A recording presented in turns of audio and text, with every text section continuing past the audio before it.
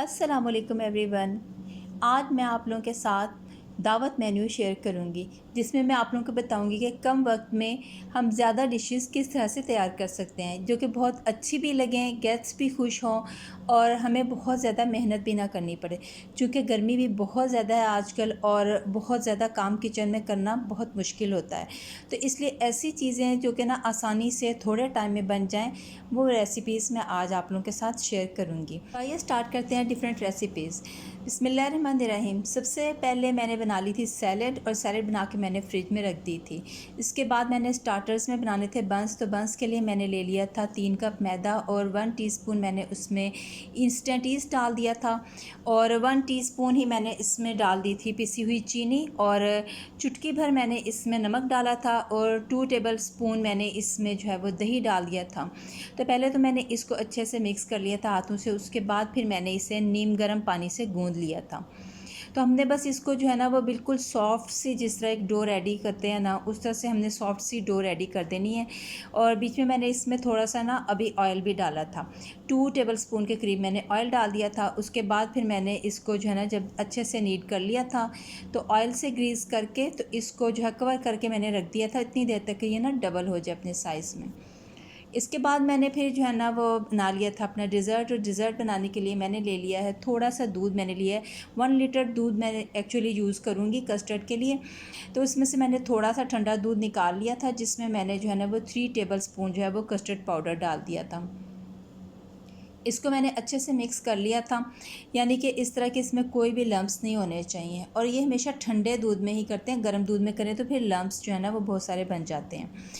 ये मिक्स करने के बाद मैंने बकाया जो दूध था हमारा, उसको मैंने चूल्हे पे चढ़ा दिया था, और इसको मैं मीडियम फ्लेम पे जो है ना वो गर्म कर लूँगी। जब ये यानी कि अच्छा गर्म हो जाएगा तो फिर हम इसमें चीनी डाल देंगे, और चीनी में मैं इसमें डालूँगी 6 टेबल स्पून। अगर किसी को यानी कि ज़्यादा मीठा पसंद है तो वो 8 टेबल स्पून भी डाल सकता है, और अगर कोई नॉर्मल चीनी पसंद करता है, नॉर्मल मीठा, तो वह 6 टेबल स्पून जो है वो डाल लें। मैंने 6 टेबल स्पून डाला था। तो इसको डाल के तो फिर हम अच्छे से जो है ना वो मिक्स कर लेंगे। जब ये चीनी हमारी यानी कि ना अच्छे से बिल्कुल मिक्स हो जाएगी दूध में, और दूध में थोड़ा सा उबाल भी आना शुरू हो जाएगा, तब हम इसके अंदर जो है वो जो कस्टर्ड का हम लोगों ने घोल सा बनाया था वो हम इसमें डाल देंगे। और जब हम ये कस्टर्ड का घोल डाल रहे होंगे ना, तो साथ साथ बिल्कुल हम लोगों ने या तो चम्मच या हैंड विस्क जो है ना वो चलाते जाना है, ताकि ना किसी किस्म के कोई लम्प्स ना बने, और ये अच्छे से जो है वो मिक्स हो जाए। तो इसको फिर जो है ना मैंने इतनी देर तक पकाती रही थी कि ना ये अच्छा थिक हो जाए, गाढ़ा हो जाए। अब ये देखें कि ना इसके अंदर ये बबल्स से आ रहे हैं, जिससे पता चल रहा है कि ना ये अच्छा खासा थिक हो चुका है। तो इसके बाद जब ये अच्छा गाढ़ा हो जाता है, बहुत ज़्यादा गाढ़ा भी नहीं करना, क्योंकि जब ये ठंडा होगा ना तो ये मज़ीद गाढ़ा होगा।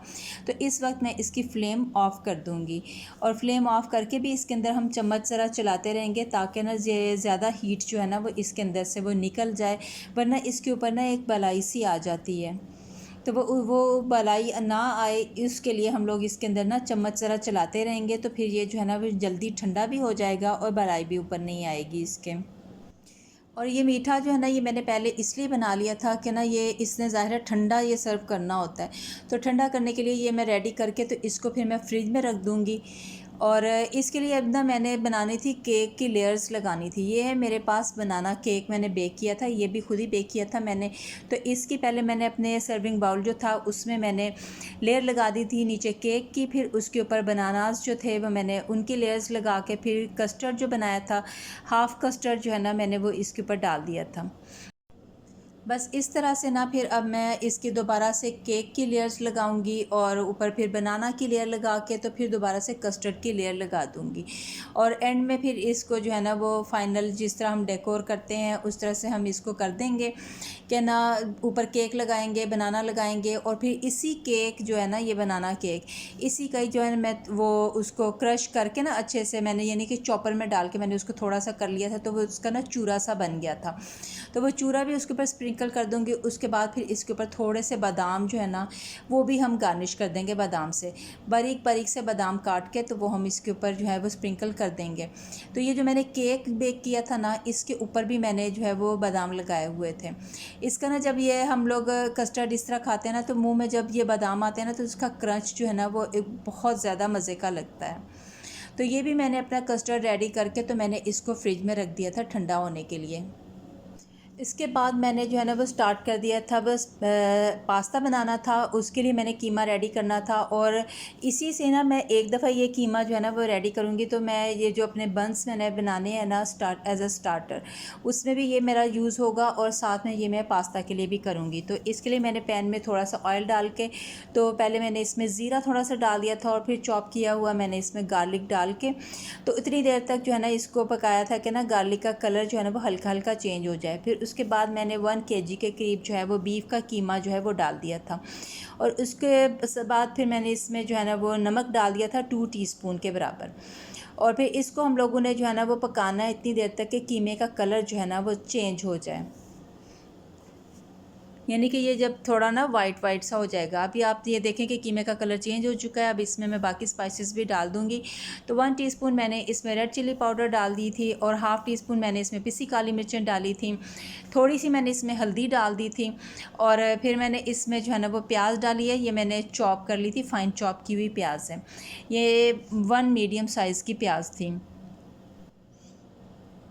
अच्छा, ये प्याज डाल के तो हम इसको जो है ना वो एक दो दफ़ा बीच में चम्मच चलाएंगे। उसके बाद फिर मैंने इसमें डाल दिया था थोड़ा सा मस्टर्ड पाउडर, और ये मैंने तकरीबन हाफ़ टी स्पून के करीब डाला था। मस्टर्ड पाउडर डाल के भी हम इसको बस एक दो दफ़ा चम्मच चलाएंगे। उसके बाद फिर मैंने इसमें डाल दी थी सब्ज़ियाँ। मैंने कैप्सिकम डाली थी और कैबेज डाल दी थी। ये आपकी मर्ज़ी है कि आप कौन सी सब्ज़ियाँ डालना चाहते हैं। आप जो भी मर्ज़ी सब्ज़ी डालना चाहते हैं, मतलब कि आप बीच में मटर भी डालना चाहें, गाजरें भी डाल सकते हैं, और जितनी ज़्यादा डालना चाहें, जितनी कम डालना चाहें, ये सब आपके ना अपनी मर्ज़ी पे डिपेंड करता है। मैंने तो बस सिर्फ 2 सब्ज़ियाँ ही डाली थी, और इनको मैंने फ़ाइन चॉप कर लिया था। ये सब चीज़ें डाल के इसको मैं अच्छे से मिक्स कर लूँगी। उसके बाद फिर मैंने इसमें जो है ना वो डाल दी थी चिली सॉस और सोया सॉस, और थोड़ा सा मैंने इसमें विनेगर भी डाल दिया था। ये चीज़ें डाल के तो मैं इसको जो है ना फिर कवर करके रख दूँगी। तो फिर ये कीमा, प्याज और ये जो है शिमला मिर्च भी और कैबेज भी, ये सब चीज़ें पानी छोड़ती हैं। लो फ्लेम पे जब हम इनको रखेंगे ना, तो ये सब चीज़ें अपना पानी छोड़ेंगी, और ये फिर अपने ही पानी में ये सब कुछ जो है ना ये गलेगा। अच्छा, ये देखिए, इसका ये फ़ायदा होता है कि ना जब तक ये हमारा यानी कि ना ये गल रहा है, हमने इसको लो फ्लेम पे रखा है, तो हम इसमें ना फिर दूसरे काम जो हैं हमारे, वो हम साथ साथ कर सकते हैं। यानी हम किचन के ये जो समेट सकते हैं, जो चीज़ें हमने बाहर निकाली हुई हैं स्पाइसेस वगैरह, उन सबको हम समेट के अंदर रख देंगे। तो इस तरह हमारा टाइम जो है वो काफ़ी सेव हो जाता है। दूसरी साइड पे मैंने जो है ना ये अपने जो स्पैगेटीज़ थी और मैक्रोनी, वो मैंने एक साथ ही जो है ना वो बॉयल होने के लिए रख दी थी। स्पैगेटीज़ चूँकि काफ़ी लंबी होती हैं, तो मैंने इनको हाफ़ हाफ़ कर लिया था। ये डाल के मैंने जो है ना पानी पहले मैंने जो है ना गर्म कर लिया था। ज़रा गर्म पानी है, उसके अंदर जो है ना मैंने ये स्पैगेटीज़ डाल दी थी, मैक्रोनी डाली थी, और थोड़ा सा मैंने नमक डाल दिया था, और फिर इनको जो है ना मैंने बॉयल होने के लिए रख दिया था।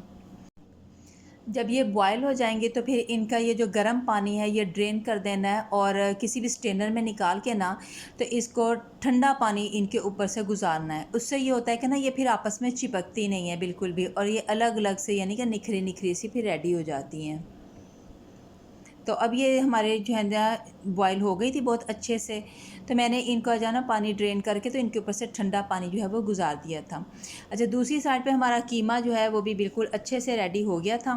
तो इस कीमे में से मैं थोड़ा सा जो है ना ये बाहर निकाल लूँगी, इसके लिए वो जो बंस मैंने रेडी करने थे उसमें फ़िल करने के लिए। बाकी जो ये हमने रेडी किया था, इसके अंदर अब मैं ये अपने पास्ता जो है ये सारा ये डाल दूँगी, और इस साथ में केचप डाल दूँगी। अच्छा, केचप मैंने इस टाइम पे ना बहुत ज़्यादा नहीं डाली है, बस मुनासिब सी मैंने डाल दी है। तकरीबन 4 टेबलस्पून के करीब मैंने इसमें केचप डाल दी थी। बाकी केचप जो है वो मैं साथ में रख दूँगी सर्विंग के वक्त के ना, अगर किसी को ज़्यादा ज़रूरत हो तो वो अपनी जो है ना प्लेट में डाल सकता है फिर एक्स्ट्रा से।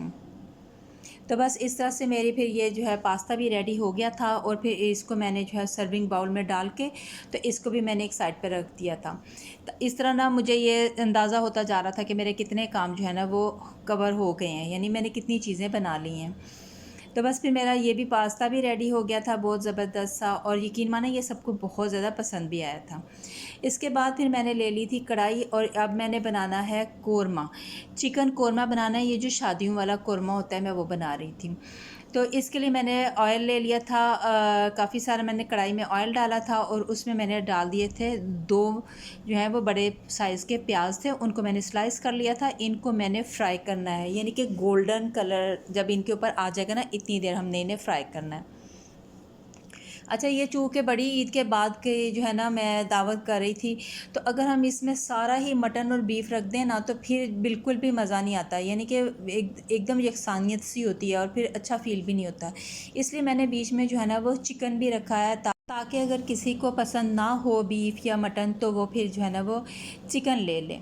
तो मैंने इसलिए जो है ना मैं कोरमा बना रही थी, बिल्कुल दानेदार, वो जो शादियों पे कोरमा बनता है, मैंने उस तरह का बनाया था। उसके लिए मैंने पहले प्याज जो है ना उनको मैंने गोल्डन कर लिया था, और फिर मैंने ये ऑयल जो है ना ये काफ़ी सारा था, तो मैंने इसमें से थोड़ा सा ऑयल जो है वो निकाल दिया था। बाकी ऑयल जो है ना उसी कढ़ाई में मैंने बाकी ऑयल में जो है ना वो थोड़ा सा ज़ीरा डाल के और चॉप किया हुआ गार्लिक डाल के, तो उसको इतनी देर यानी कि मैंने पकाया था कि ना गार्लिक का कलर थोड़ा सा चेंज हो जाए। और फिर ये चिकन जो है ना ये मैंने फ्रोज़न ही यूज़ किया, ये मैंने धो के अच्छे से धो के, तो फिर मैंने इसको फ्रीज़ कर लिया हुआ था। तो अब ये चिकन मैंने इसी ऑयल में जो है फ्राई करना है। अब ये मेरा चिकन जो है ना वो अच्छे से फ्राई हो गया था। जब ये चिकन जो है हमारा फ्राई हो जाए, तो फिर इसके अंदर मैंने डाल दिया था 2 बड़े टमाटर जो है वो मैंने उनकी प्यूरी डाल दी थी।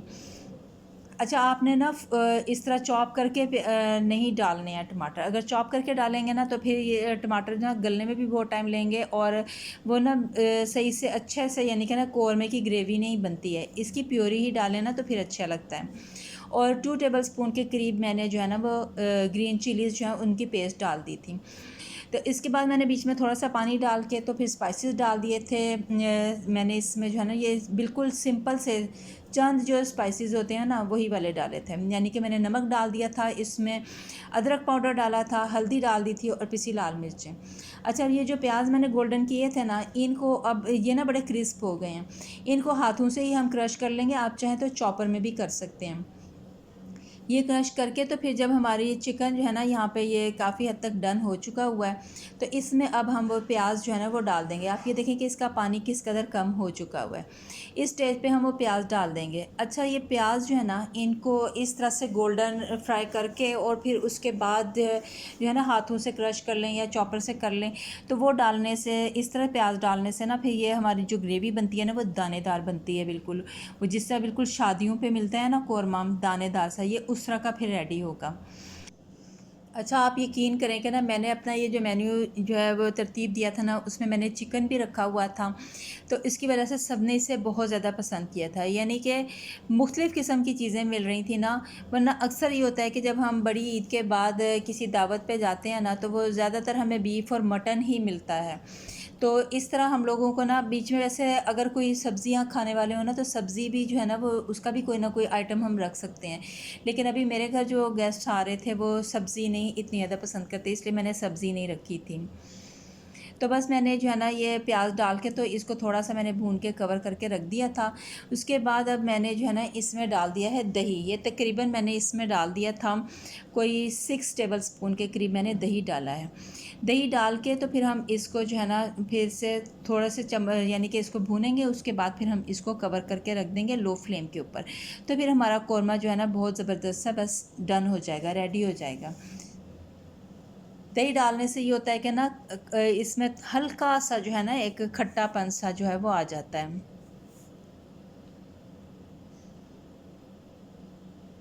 आप ये देखें कि ना अभी आपको देखने से भी अंदाज़ा हो रहा होगा कि इसकी ग्रेवी जो है ना वो काफ़ी थिक सी रेडी हो रही है, और इसकी लुक भी बहुत ही ज़बरदस्त सी आ रही है, और ग्रेवी है भी जो है ना वो काफ़ी दानेदार सी है।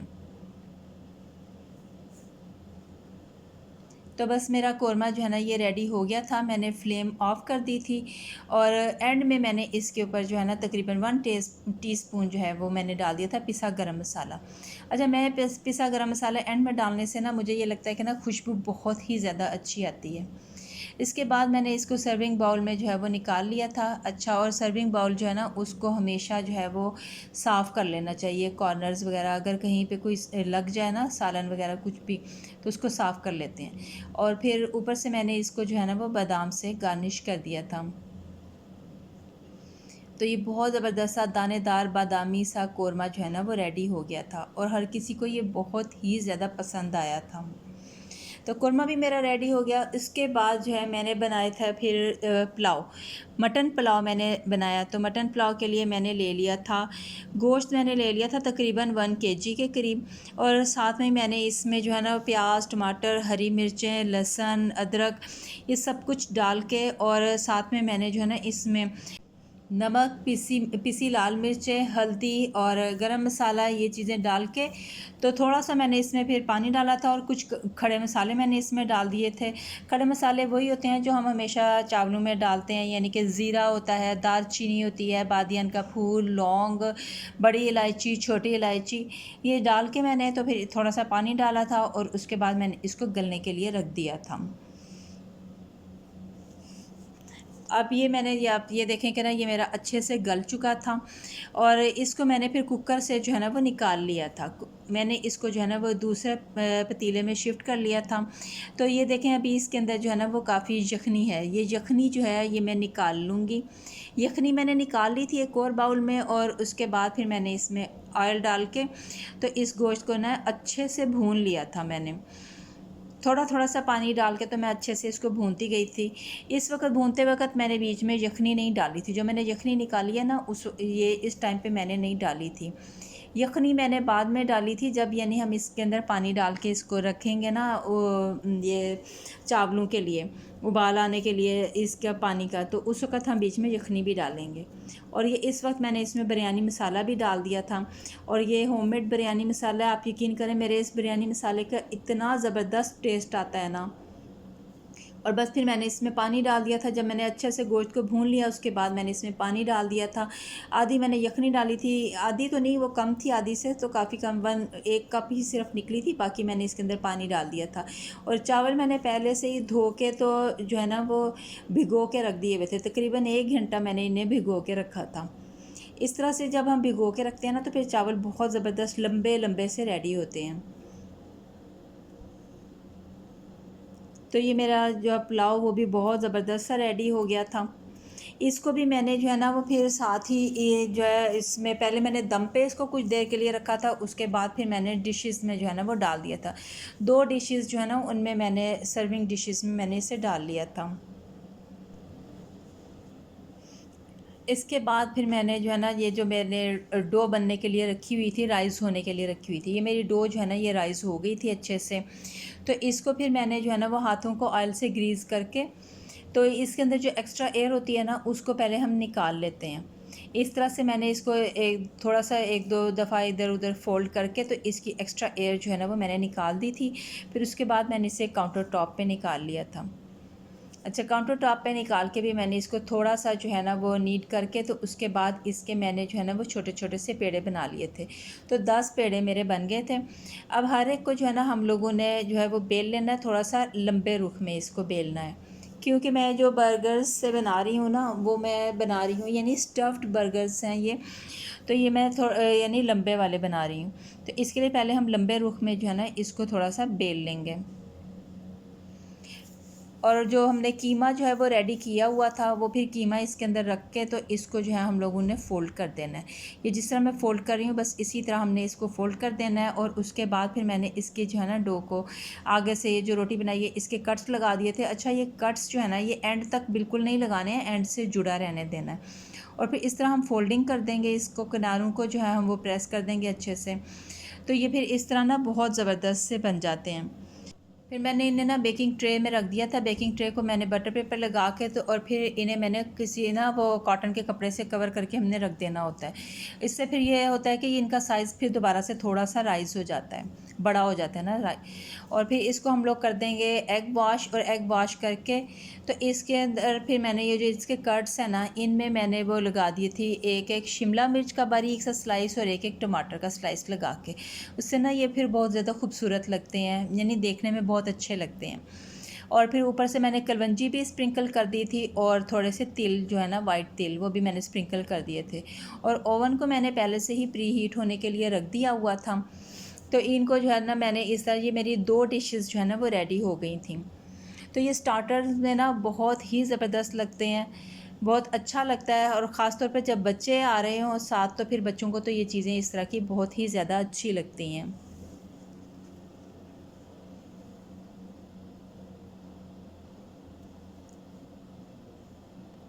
तो ये मेरे बहुत ही ज़बरदस्त से ये देखें बेक होकर आ गए थे। ये जैसे ही बेक होकर आए तो इनको जो है ना ऑयल से हम लोगों ने ग्रीस कर लेना होता है, यानी गरम गरम को ही हमने ऑयल से ग्रीस कर देना है और फिर इसको किसी भी जो है ना वो कॉटन के कपड़े से कवर करके रख देते हैं। अगर हम इसे ग्रीस नहीं करेंगे और कवर करके नहीं रखेंगे तो ये बहुत हार्ड हो जाएंगे, ऊपर से सॉफ्ट नहीं होंगे। तो आप ये देखें कि ये किस कदर सॉफ्ट जो है ना वो रेडी हुए हैं। तो बहुत ही ज़बरदस्त से ये अच्छे से बन गए थे। तो ये भी मैंने रेडी करके रख लिए थे। इसके बाद फिर मैंने बनाने थे कबाब। कबाब के लिए मैंने ले लिया था बीफ़, और बीफ़ मैंने लेके बीफ़ साथ में मैंने चने की दाल डाल दी थी, और इसमें भी मैंने इसी तरह से ना प्याज, हरी मिर्चें, लहसुन ये डाल के नमक डाल दिया था। और फिर मैंने थोड़े से खड़े मसाले डाल दिए थे, यानी कि दालचीनी है, लौंग है, और ये कुटा हुआ जो है सूखा धनिया था, और थोड़ा सा मैंने ज़ीरा भी डाल दिया था। और फिर थोड़ा सा पानी डाल के तो इसको मैंने जो है ना वो गलने के लिए रख दिया था। तो फिर ये मेरा बहुत ज़बरदस्त सा गल गया था। ये मेरी दाल भी गल गई है और गोश्त भी जो है ना मेरा गल गया था अच्छे से। इसके बाद मैंने इन्हें निकाल लिया था अपनी एक बड़ी सी डिश में, और फिर साथ में मैंने इसमें डाल दी थी पिसी लाल मिर्चें, और थोड़ा सा मैंने इसमें वो डाल दिया था पिसा गरम मसाला। ये डाल के और फिर हमने इसको जो है ना वो अच्छे से मिक्स कर लेना है। और ये जो बोटियाँ होंगी ना इनको हम लोगों ने हाथों से ही रेशे रेशे कर लेना है, क्योंकि रेशेदार कबाब जो है ना वो बहुत ज़बरदस्त लगते हैं। बस फिर मैंने इन्हें जो है ना वो अंडे में डिप करके तो फ्राई कर लिया था, और ये बहुत ही ज़बरदस्त से बने थे, बहुत अच्छे। जिस वक्त आप मसाले बीच में डाल रहे हो ना तो उस वक्त आप टेस्ट करके देख लें। अगर आपको लगे कि पहले आपने नमक जो डाला है वो कम लग रहा है तो फिर आप नमक भी इस टाइम पे ना मज़ीद डाल सकते हैं। तो ये कबाब फिर मैंने जो है ना वो केचप और सैलड के साथ जो है ना वो इसके लिए मैंने अलग से थोड़ी सी बना ली थी, बहुत ज़बरदस्त सी रेडी कर ली थी। और फिर मैंने साथ में रख लिया था इमली आलू बुखारे का शरबत। और ये मैं आपको बताऊँ ये बहुत ज़्यादा आसान है, ये मैंने पहले से ही जो है ना वो बना के रख छोड़ा हुआ है। तो इसको क्या करते हैं कि बस 2 टेबल स्पून के करीब जो है वो ग्लास में डाल देते हैं, और बर्फ़ डाल के और आइस क्यूब्स यानी कि डाल के ऊपर से पानी डालें और मिक्स कर दें। तो बस ये हमारा शरबत जो है ना ये रेडी हो जाता है। और कुछ ग्लासेस जो थे उनमें मैंने डाल दिया था तुख्म मलंगा भी, क्योंकि ये काफ़ी ठंडा होता है और ये बहुत ज़्यादा पसंद भी किया जाता है। और इसके अलावा कोल्ड ड्रिंक्स भी थी, लेकिन बाज़ लोग होते हैं कि वो कोल्ड ड्रिंक्स जो है ना वो पसंद नहीं करते हैं, तो मैंने इस वजह से फिर इमली आलू बुखारे का शरबत भी बना लिया था। तो मेरी ये सारी चीज़ें बहुत ज़बरदस्त रेडी हो गई थी, और मेरे पास बहुत शॉर्ट टाइम था। इतने शॉर्ट टाइम में मैंने ये सब कुछ रेडी कर लिया था अल्हम्दुलिल्लाह, और बहुत अच्छी मेरी ये चीज़ें बन गई थी, और सब ने बहुत ज़्यादा पसंद भी की थी। तो मैं उम्मीद करती हूँ कि आप लोगों को मेरी आज की ये सारी रेसिपीज़ ज़रूर पसंद आएंगी, मेरा ये मेन्यू आपको पसंद आएगा। अगर पसंद आए तो इसे लाइक एंड शेयर कीजिएगा, और नेक्स्ट वीडियो तक अल्लाह हाफ़िज़।